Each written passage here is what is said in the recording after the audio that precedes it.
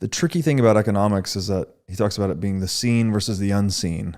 Yeah. Right. We see the Italian shoemaker's factory or shop closing down. Yeah. We don't see that the factory is lowering the cost of everyone's shoes $20, which if you add all of it up is a huge economic gain. And you can't see yet what will replace that Italian shoemaker's little shop in that particular location and the opportunity that's been created, nor will you ever notice what everyone else has done with the extra $20 they have in their pocket every time they buy a pair of shoes. Exactly. You'll never see all of those distributed benefits. Exactly. And it's the aggregation of those benefits that basically is indistinguishable from the process of civilization. So we should not fight it. We should accept it. And this is why when a survey was done with American, I believe it was university students, this is a few years ago now, they went back to Rockefeller and they sort of mapped out his life and what the day-to-day reality of his life was.